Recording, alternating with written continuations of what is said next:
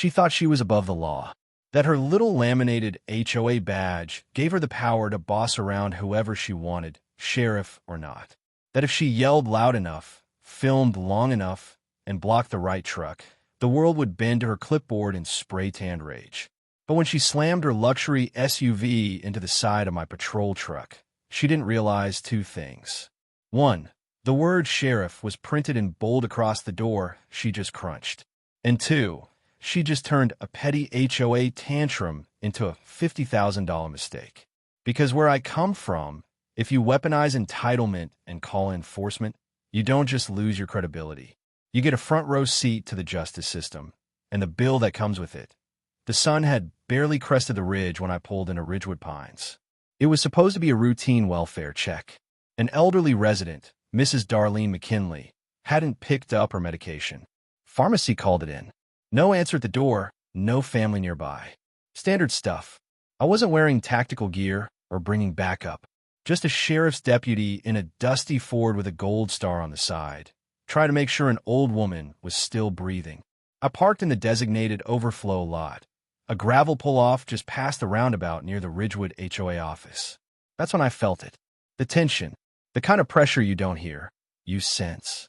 Like when the wind dies before a storm, or when every eye in a room shifts to the same spot. It was coming from across the street, and her name was Karen. She was standing under a blue patio umbrella, like she was hosting judgment court. Arms crossed, phone in hand. That sharp, "Can I speak to your manager?" posture wrapped in expensive athleisure. Her SUV was parked diagonally across two guest spots, like it had conquered the HOA lot itself. I nodded politely. Big mistake. Her expression tightened like she'd just spotted a graffiti tag on her front door. She started walking across the street with purpose.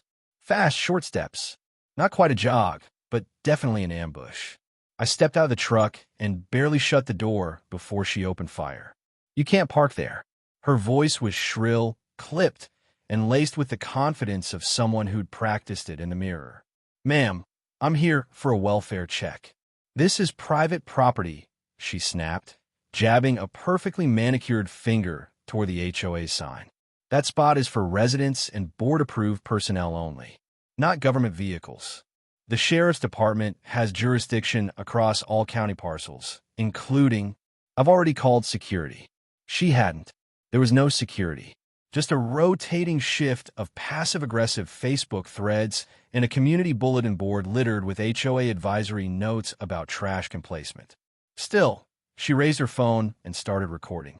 "I'm documenting this for the HOA," she declared, angling the camera like she was about to win a Pulitzer. "This vehicle is not authorized." I glanced at my reflection in her phone screen. Beige uniform. Bronze badge. Sidearm holstered. Calm expression. "I've been called worse than unauthorized." "You're free to contact whoever you need," I said. "I'm heading up to do a wellness check at 207. If you'd like to make a complaint, feel free to contact the sheriff's office directly." "I'm on the HOA board," she snapped. "You will move this vehicle." She stepped closer, too close, like she was testing how far her clipboard power could reach. I stepped back. Hands up, palms out. "Ma'am, I'm asking you to step back from my vehicle and let me do my job. If you continue interfering with an active welfare check, I'll have to formally document it." "Document this," she barked, and walked away with a spin on her heel like she'd just won a courtroom drama. I thought that was the end of it. It wasn't. By the time I knocked on Mrs. McKinley's door and spoke to her, yes, she was fine, just napping. Karen had relocated her SUV. And by relocated, I mean she had parked it perpendicular to mine, right across the front of my truck. Not blocking a spot, blocking me in. Her rear bumper was 3 inches from my front grill. I stood there, blinking. She stood across the sidewalk, arms folded, recording again. "You're obstructing a law enforcement vehicle," I called out. "I'm protecting private property," she replied smugly. "You should have left when you were told. I was conducting a lawful check." "This isn't about the check. This is about abuse of authority." She turned to her phone and spoke into it like she was live streaming a true crime podcast. "This is what they do.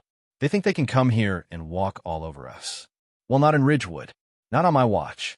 At this point, I radioed dispatch. "This is Unit 4B. I've got an escalating disturbance with a resident interfering with an active call, requesting documentation support. I wasn't calling for backup, just witnesses, because something in her posture had changed. She wasn't just posturing anymore. She was winding up.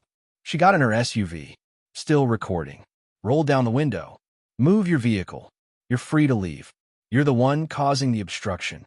She revved the engine. Twice. I could feel the vibration in the gravel beneath my boots. Last warning, she barked. I stayed exactly where I was. Hand on my belt. Not near the sidearm. Not aggressive. Just present. Mom, I'm giving you a warning. Turn off the vehicle. Step out. Do not escalate. She hit the gas. It wasn't a full-speed ramming. She didn't floor it. But she didn't hesitate either. The SUV lurched forward, slammed into the steel grille of my sheriff-issued truck, and bounced back slightly from the recoil. A clean hit. Deliberate. No ambiguity. She turned off the engine with a smirk and stepped out like she'd just finished planting a flag. Guess now you'll move it. I didn't say a word. I pulled out my phone, took photos, marked the damage, zoomed in on the smirk, still hanging off her face like a badge of stupidity. The dashcam had it all. The radio call time-stamped it. And the HOA sign she kept pointing to? It was blocked by her own SUV. I didn't raise my voice. Didn't cuff her. Didn't even call it in as an emergency. Just filed the report. Logged it properly. Documented the impact. Noted her license. And advised her that she was now under investigation for intentional property damage and obstruction of law enforcement. That wiped the smirk clean off her face. You're bluffing. Ma'am, I said calmly, you just rammed a marked sheriff's truck on video while shouting last warning. You're lucky I'm not arresting you right now. This is ridiculous. I was defending my neighborhood. From what? A parked Ford and a wellness check on 90-year-old. She didn't have a response. Just more sputtering. And then, finally, silence. I drove back to the station, filed everything by the book. Video. Audio. Witness logs. Photos. Didn't say a word online. Didn't vent. Didn't gloat. Because I knew the facts would speak louder than her HOA newsletter ever could. I figured it was over. Video evidence, witnesses, and 2 separate audio recordings all back my side. An open and shut case. That's what I thought. Until Monday morning, when the envelope landed on my desk. Thick. Certified. From a county legal office. Inside, a formal notice of complaint. Filed by Karen McAllister. Accusing me, Sheriff Alan Merritt, of harassment, intimidation, and trespassing. She didn't just double down. She detonated. In her sworn affidavit, she claimed I had parked illegally, refused to identify myself, and had approached her vehicle aggressively, causing her to fear for her safety. And then came the kicker. She accused me of brandishing a weapon. She wrote it out like it was fact, claimed my hand hovered ominously over my sidearm while I stood near her SUV.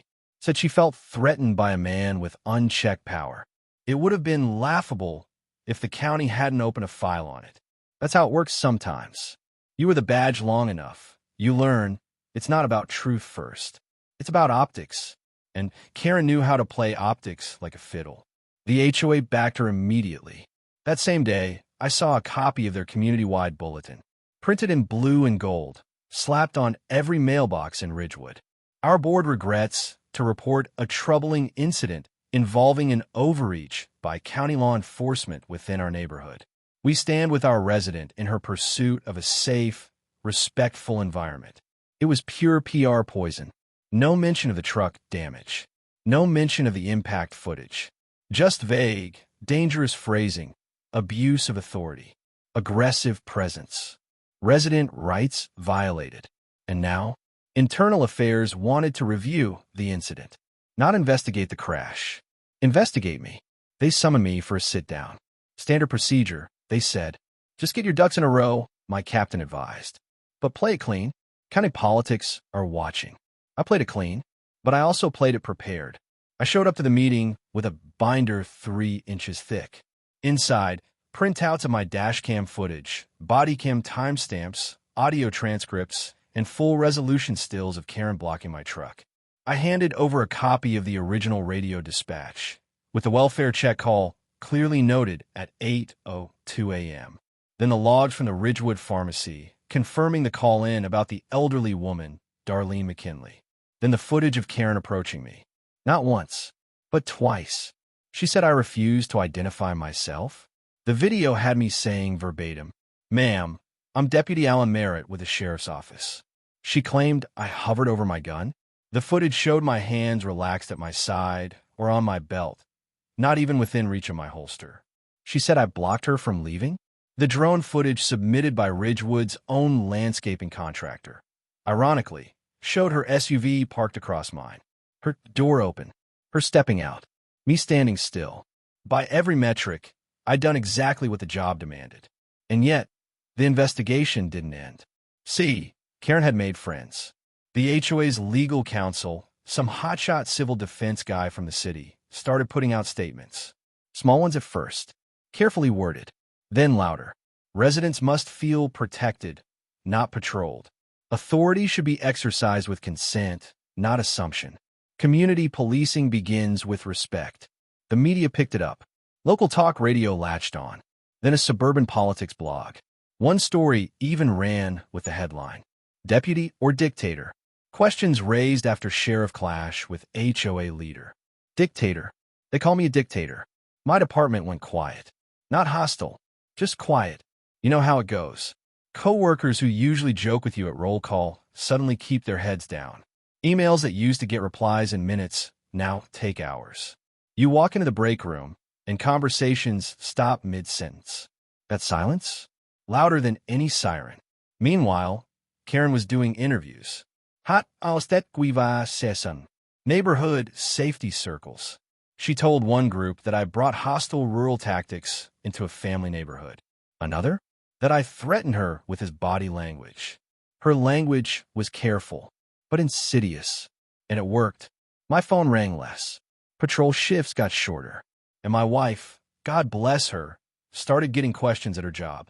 Is Alan okay? Did something happen at work? I heard there was an investigation. That's when I stopped playing defense.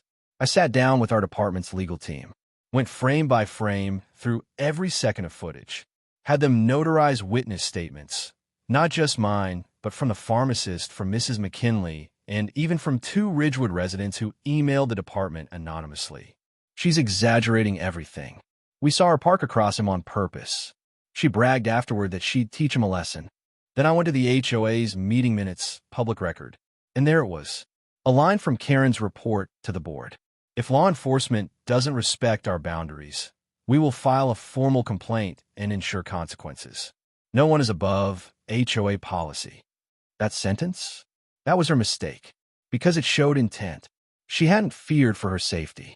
She feared for her control, and she tried to weaponize the badge I earned to protect it. I compiled the evidence into a single report, titled, "Intentional Misinformation and Civil Obstruction by Karen McAllister." I filed it directly with county legal and copied every department supervisor on the email. And then, I waited. The county dragged its feet. 2 weeks, then 4. Meanwhile, Karen's story started to show cracks. One of her own board members resigned and released a statement. I can no longer participate in the coordinated defamation of a law enforcement officer acting within his legal jurisdiction. A Ridgewood resident forwarded me an email chain showing Karen bragging about finally putting the sheriff in his place. Then came the smoking gun. A recorded Zoom call from an HOA subcommittee meeting Karen forgot to mark private. On the recording, she said, "If we let the sheriff stomp around like he owns the place, we lose control of this neighborhood." So yes, I stood my ground. I made sure he'd think twice before rolling through here again. That clip leaked by a Ridgewood homeowner. And once it hit the media, everything changed. County legal dropped the internal review. The sheriff's department reinstated my full privileges. The HOA board issued a lukewarm retraction. Karen? She went quiet. No more interviews. No more statements. Just a short HOA newsletter saying she'd be taking a temporary leave. But the best part? The county announced intent to file criminal charges for false reporting and obstruction and added a civil penalty.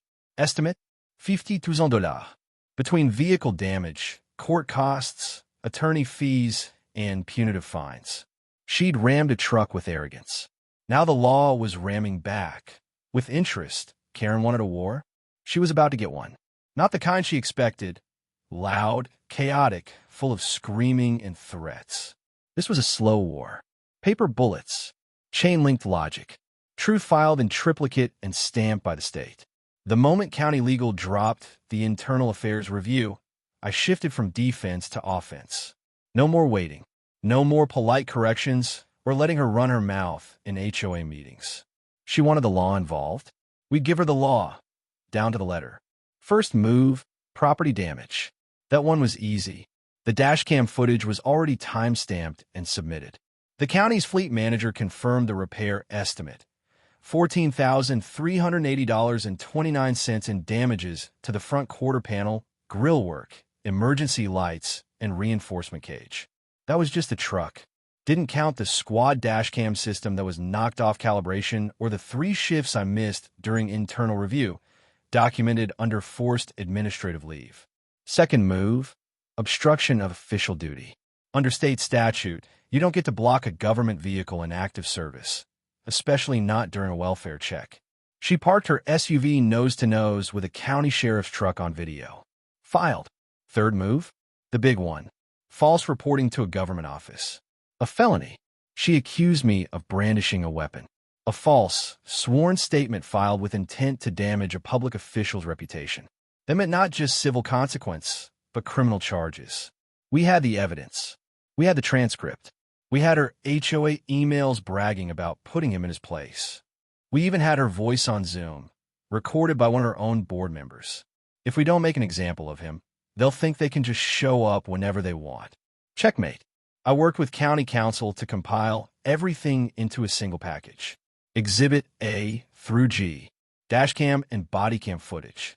Drone aerials from Ridgewood's landscaper. Hawaii Mauti's HOA meeting Zoom call. Resident testimony from both Ridgewood and neighboring homes. Police dispatch logs and timestamps. Photos of the truck damage and her SUV's positioning.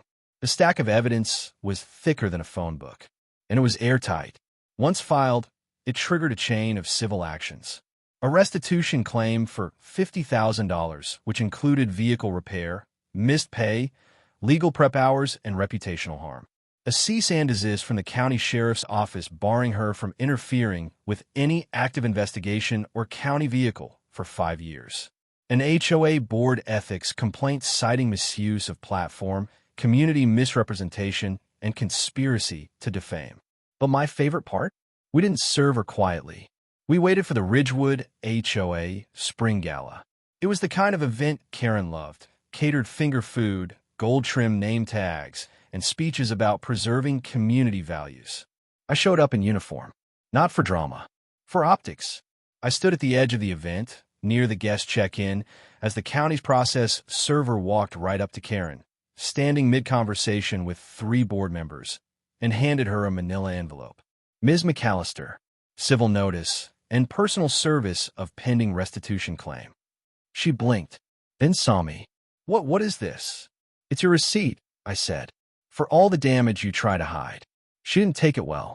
Stormed off, pulled out her phone, started shouting about harassment and retaliation. Problem was, everyone around her had seen the video by now. Even her friends were quiet. Even the board didn't rush to her side, because nobody wants to stand next to a sinkhole when the earth starts giving way. The next week was brutal. Not for me, for her. First, the HOA president issued a public distancing statement.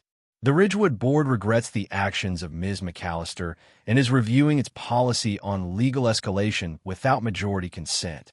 Then came the Ridgewood Facebook group. Hundreds of comments. Screenshots. People saying they'd felt bullied, intimidated, threatened by Karen's constant board enforcement style. And then, anonymous leaks. Old HOA record sheet edited. Notes where she wrote things like, "Make it look like he parked overnight. That'll stick harder." It wasn't just a mistake anymore. It was a pattern. And patterns are what juries understand. But I didn't wait for court. I went further. I requested a formal presentation at the next HOA general meeting. Legally, as a citizen, I had the right. They couldn't deny me without cause, and they had none. So on a Thursday evening, I walked into the same Ridgewood Community Pavilion where she'd once barked orders like a drill sergeant. And I brought slides. First slide, the image of her SUV nose first into the sheriff's truck. Second slide, her affidavit accusing me of threatening her. Third slide, a side-by-side comparison. One timestamp photo of my hands visible on my belt, the other showing her SUV's motion blur hitting my grill. Final slide, a still from a Zoom meeting with her quote, "We'll make sure he regrets ever stepping onto our pavement." The room was silent. I looked at the board. You don't have to like law enforcement, but you do have to obey the law. And for too long, one voice on this board has made this entire neighborhood look corrupt. I turned to the crowd. She tried to frame a sheriff.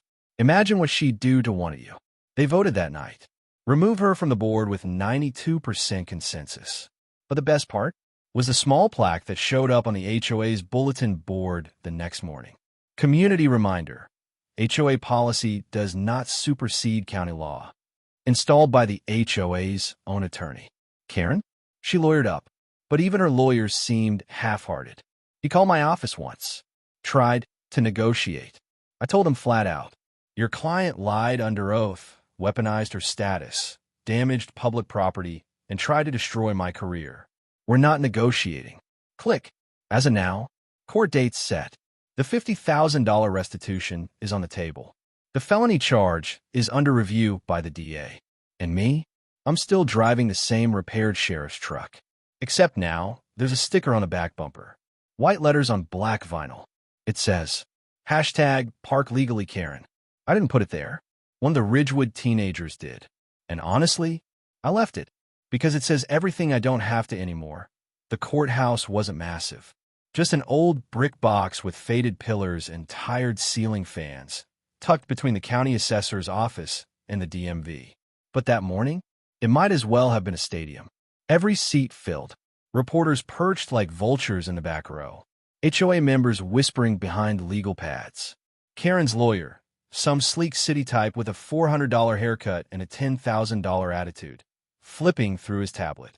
And then, at the far left of the room, Karen herself, wearing white, like she was auditioning for sainthood. Her lips were pursed. Her hair was perfect. She looked at me once, just once, and smirked, like she still thought this was all performative, like we'd walk out with a slap on the wrist and a stern warning. But this wasn't an HOA meeting. This was court, and court doesn't play pretend. The judge entered. Melanie Curtis, former prosecutor, known for being polite and merciless. She adjusted her glasses, scanned the courtroom, and got right to it. Let's proceed. Case number 473B. The County versus Karen McAllister. Charges include falsified reporting, obstruction of a public official, and civil liability related to vehicular damage. Karen's lawyer stood up first. Smooth, polished. Your Honor, we intend to show that this entire situation is a tragic misunderstanding, inflated by personality conflict and poor communication. Curtis didn't blink. Wonderful. I love clarity. Let's begin with the footage. And just like that, the projector flickered on. The first clip played. Dashcam footage. My county-issued Ford idling by the curb. Karen walking straight up, phone in hand. No context needed.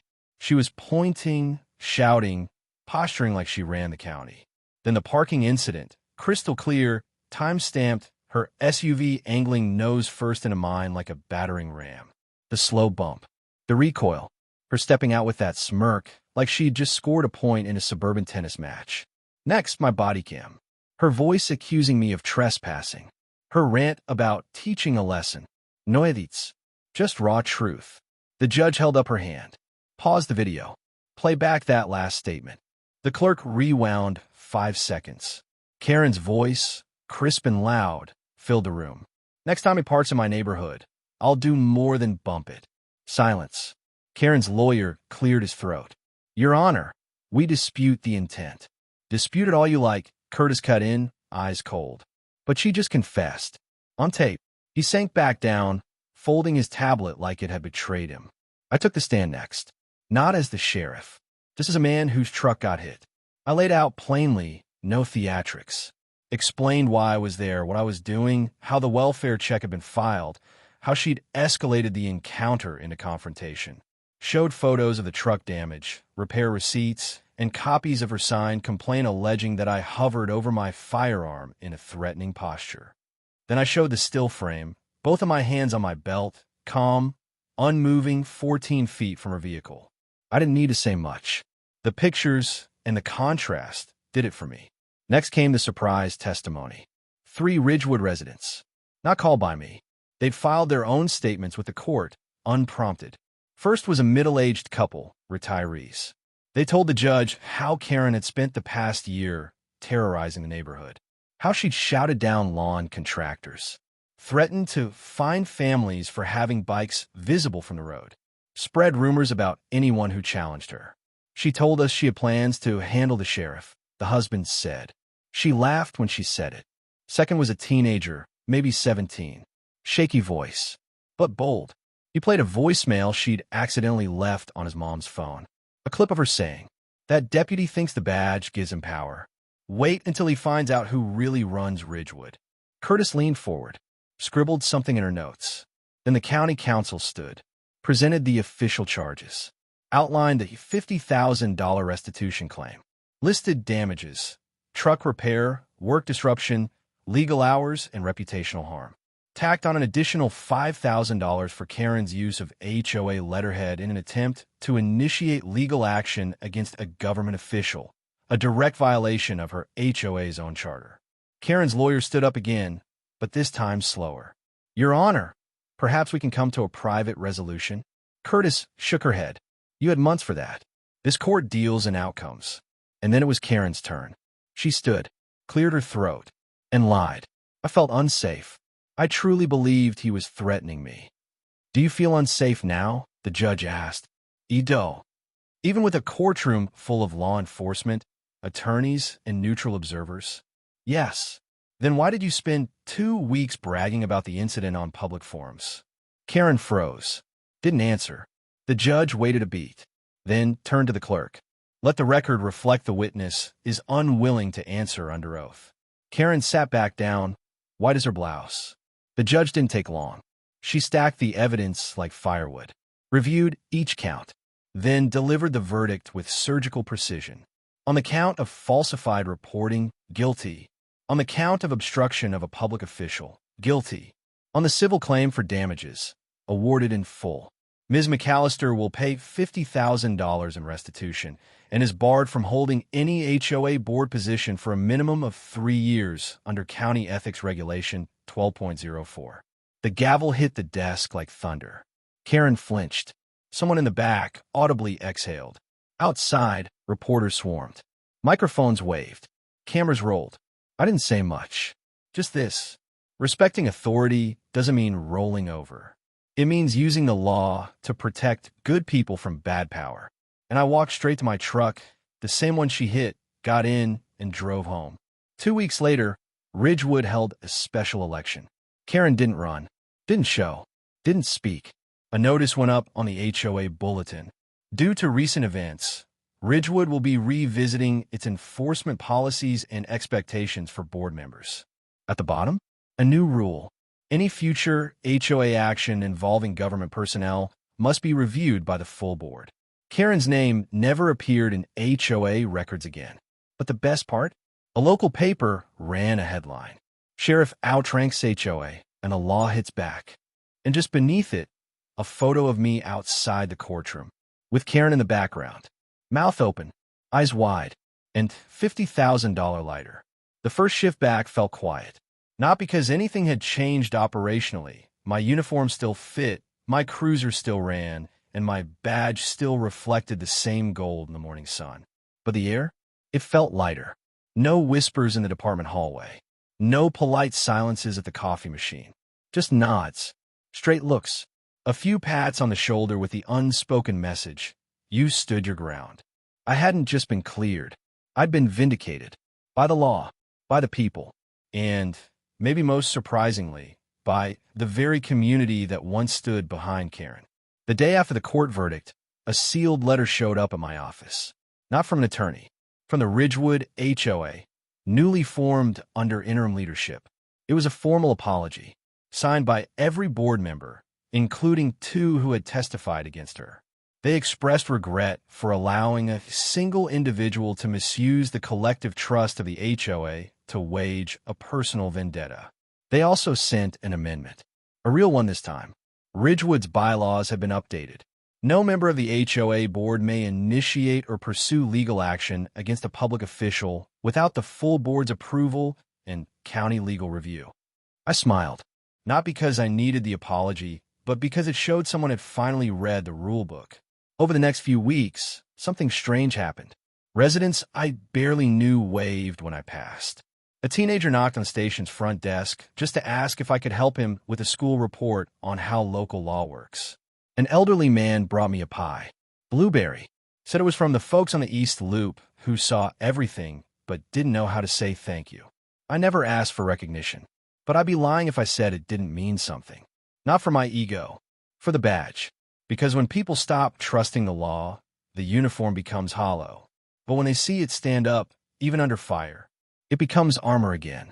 A month later, we got a request from Ridgewood's new HOA board. Would the sheriff's department be open to attending a community meet and greet? Nothing fancy, just some burgers, lemonade, and a chance to show the neighborhood that fences didn't have to become front lines. I agreed, on one condition. The day of the Ridgewood barbecue, I pulled up to the same spot I'd parked that morning, way back when this all began. Right beside the HOA clubhouse. Same curb, same angle. But this time there was a sign. White background, black text, freshly printed and bolted to a steel post. It read, "Reserve parking for anyone with a brain and a badge." Someone had drawn a little gold star underneath. I chuckled, parked the cruiser, and walked into the event. The smell of grilled burgers and sunscreen filled the air. Kids played tag between folding chairs. People asked questions about neighborhood safety, local ordinances, even how to sign up for community emergency training. No one shouted. No one recorded me. No one tried to block me in. Just conversations, smiles, and one man who shook my hand and said, "We're glad you didn't back down. We needed to see what it looks like when the system works." Karen's house? Sold. Quietly. No for sale sign. No footaway. Just a moving truck one morning and a new couple unloading boxes the next. The only trace she left behind? A dent in the HOA charter and a line in the newsletter about the importance of board accountability. They asked me to give a short speech. I declined. Said everything I needed to say had already been submitted in court and in action. But I did raise a toast with a red Solo cup full of lemonade and said just this. If you want peace, start by respecting the line between authority and ego. They applauded. Then someone added, and maybe don't park in front of sheriff's truck. Laughter broke out. The mood was easy, earned, and whole. She thought ramming my truck would prove a point. That if she hit hard enough, shouted loud enough, twisted the story long enough, people would forget the truth and remember only the noise. But the truth has a way of sticking, especially when it's on camera. What Karen never understood is that respect isn't something you bully out of others. It's something you earn, step by step, badge by badge, decision by decision. And when you try to bulldoze your way through the law, you don't just lose the case. You lose your credibility. You lose your title. Sometimes, you lose 50 grand and a parking space forever marked by your tantrum. Some folks think their HOA policy is more powerful than the penal code, that their clipboard gives them the right to rewrite boundaries, override authority, or redefine truth. But the law doesn't bend to feelings. It bends to facts. So the next time someone thinks about weaponizing their power against someone doing their job, they better remember, badges aren't printed, they're earned. And if you challenge one, you'd better make sure you're not parking in the wrong place. Because justice always finds reverse gear.